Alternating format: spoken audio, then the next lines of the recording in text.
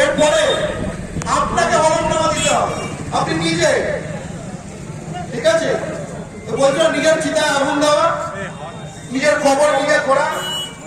আর বাংলায় আরেকটা কথা আছে, কালিদাসের গল্পটা জানেন? সে একটা গাছের ডালে বসছিল, পরাত্রি ওই ডালটাকেই কাটছিল, কাটা শেষ হলে ওই পড়ে যাবে। আপনাদের নিজেকে হলফনামা দিতে হবে কি, যে আমি এই বাংলাদেশের না অথবা পাকিস্তানের নাগরিক। আর অনেক কথা লেখা আছে, আমি প্রথমেই থামাবো। বুঝতে পারছেন কি করছে? যে কথাটা গত 10 বছরে, 20 বছরে, 30 বছরে, 40 বছরে, 50 বছরে, 60 বছরে, 70 বছর ধরে যারা এখানে এসছেন আছেন, তাকে কোথাও লিখতে হয়নি। এখন হঠাৎ আপনার মাথায় দাগ দেওয়ার নিজেই দাগ দেবে, নিজেই দাগ দেবে। এবং সেটা চিরকাল কিন্তু সরকারের ঘরে থেকে যাবে। কালকে আইন আবার পাল্টে গেলে ফেসে যেতে পারে, আপনি বলে দিয়েছেন। কিন্তু ওই কাগজের ডকুমেন্ট নয় যে বিডিও অফিসে জমা পড়েছে, বিডিও অফিস ঘেরাও করে সব জ্বালিয়ে দিয়ে সব ঠিক হয়ে যাবে। আগেকার দিনে হতো, আগেকার দিনে যদি অনেকগুলো এরকম ঋণ টিন থাকতো, ঋণপত্র দিয়ে জ্বালিয়ে দিত। আগেকার দিনে হতো কিন্তু এখন আর সেদিন নেই, এখন ডিজিটালে করে দিতে হচ্ছে। আপনার কম্পিউটারে ফোনটা জ্বালিয়ে দিলে কিছু হবে না, বোঝার চেষ্টা করুন। অর্থাৎ এই আইনে আপনাকে নিজেকে বেনাগরিক ঘোষণা করতে হবেই,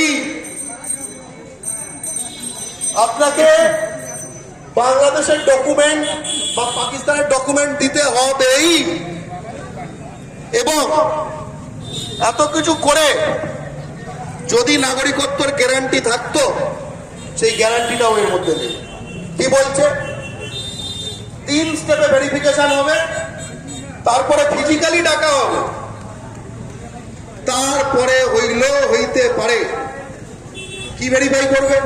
কাগজ তো আপনি এমনি দিয়ে দিয়েছেন, কারণ ভেরিফাই করবে আপনি ধর্মীয় ভাবে এসছেন, ধর্মীয় কারণে এসছেন, এর ভেরিফিকেশন করতে পারে। সেটা কখন প্রমাণ করবে? তার কি প্রমাণ? ভাবুন তো, যার এখানে পরিবারের 80% আছে, বাকি 20% ওখানে থেকে আর কি করবে যে চলে এসছে? অনেকের গল্প, সে কি দেখাতে পারবে? প্রথম যে ভয় চলে এসেছিল, তার কাছেই বা কি আছে? সে কি স্থানীয় থানায় ডায়েরি করে এসেছিল? সে কি এসে এখানে আজকালের মতো প্রেস ডেকে বলেছিল আমার একটা বিবৃতি নিয়ে নিন, এই পেপার কাটিং রয়েছে? খুব ভয়ের কথা, কিন্তু ফাঁসিয়ে দিল। অর্থাৎ ভয়ের কথাটা কতটা, এবার আমি স্পষ্ট ভাবে বিজেপির সমর্থক যে বাঙালিরা, তাদের সাথে কথা বলতে চাই। তুমি জাতিতে বাঙালি, আমি জাতিতে বাঙালি।